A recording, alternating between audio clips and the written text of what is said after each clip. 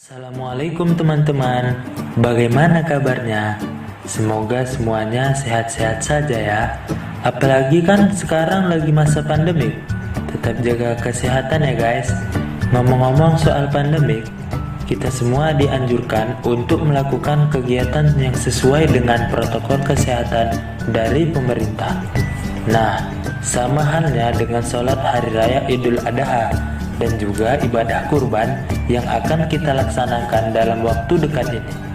Udah pada tahu belum tata cara sholat Idul Adha dan kurban pada saat pandemi? Masih bingung?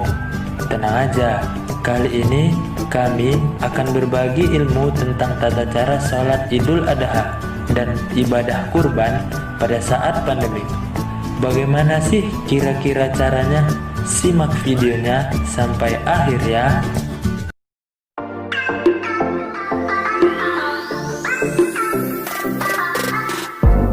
Bagaimana sih hukum sholat Idul Adha?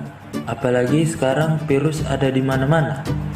Perlu sama-sama kita ingat kembali ya teman-teman. Sholat Idul Adha hukumnya sunnah muakkadah yang menjadi salah satu syiar keagamaan dan menjadi hari kebesaran umat Islam yang selalu dirayakan dalam setahun sekali. Namun, perayaan Idul Adha tahun ini akan berbeda dari perayaan tahun sebelumnya. Sebab Idul Adha pada tahun 2020 ini bersamaan dengan adanya musibah pandemi COVID-19. Oleh karena itu, pemerintah pun melakukan berbagai kebijakan untuk meningkatkan protokol kesehatan dalam terselenggaranya sholat Idul Adha 2020. Jadi, bagaimana dong seharusnya kita sholat kalau sesuai dengan surat edaran pemerintah? Jadi guys, dikutip dari surat edaran nomor SE 18 tahun 2020, Menteri Agama Bapak Fakhrul Razi menyampaikan bahwa ada syarat bagi umat Islam yang akan menggelar sholat Idul Adha 2020 atau Idul Adha pada tahun 1441 Hijriah. Beliau menghimbau bahwa seluruh umat muslim menggelar sholat Idul Adha 1441 Hijriah di lapangan, masjid, atau ruangan di masa pandemi COVID-19. Sholat Idul Adha boleh dilakukan di lapangan, masjid, atau ruangan dengan tetap memperhatikan protokol kesehatan dan berkoordinasi dengan pemerintah daerah. Gini deh, lebih ringkasnya, kami akan menjabarkan apa saja yang harus dilakukan saat akan melaksanakan sholat Idul Adha ini. Yang pertama, panitia pelaksana diharuskan menyiapkan petugas untuk melakukan dan mengawasi penerapan protokol kesehatan di area tempat pelaksanaan. Yang kedua, panitia juga melakukan pembersihan dan disinfeksi di tempat akan dilaksanakannya sholat. Yang ketiga, panitia menyediakan fasilitas protokol kesehatan. Dan untuk teman-teman yang akan melaksanakan sholat, juga jangan lupa ya, membawa sajadah masing-masing dan menjaga jarak serta menjaga kebersihan tangan dengan sering-sering mencuci tangan dengan menggunakan sabun atau hand sanitizer ya.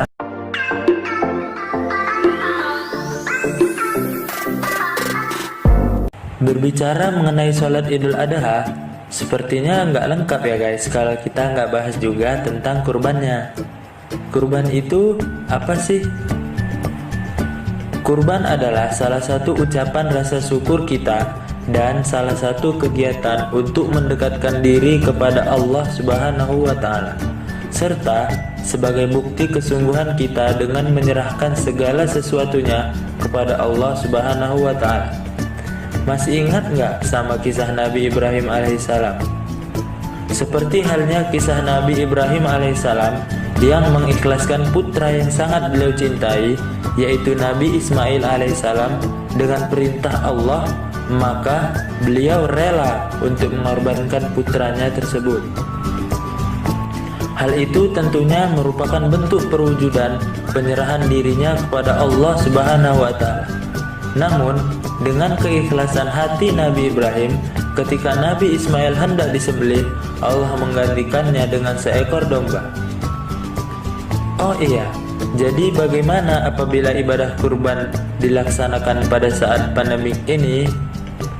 Sama halnya dengan sholat Idul Adha, pemerintah juga mengeluarkan surat edaran yang membahas tentang penyembelihan hewan kurban pada tahun 1441 Hijriah atau 2020 Masehi.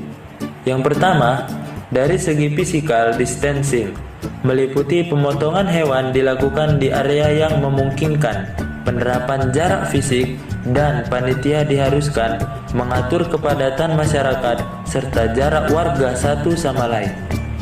Yang kedua, dari segi panitia penyelenggara, meliputi panitia diharuskan memeriksa kesehatan dan diharuskan menggunakan masker serta lengan panjang.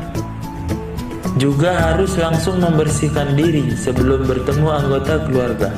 Yang terakhir, dari segi kebersihan alat, meliputi sebelum alat dipakai harus dibersihkan dan disinfeksi serta menerapkan sistem satu orang satu alat. Jadi teman-teman, bagaimana penerapan protokol kesehatan pada saat Hari Raya Idul Adha dan ibadah kurban ini? Gak susah kan? Maka dari itu, semua harus mengikuti yang sudah diarahkan oleh pemerintah untuk kebaikan kita juga nantinya. Jangan lupa pakai masker jika hendak bepergian ya guys. Kita doakan semoga masa pandemi ini cepat berakhir dan kita semua dapat melakukan aktivitas sehari-hari seperti biasanya. Amin. Sekian saja video kali ini. Semoga bermanfaat untuk kita semua. Jangan lupa like, komen, dan subscribe.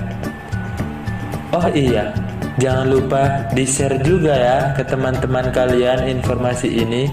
See you. Assalamualaikum.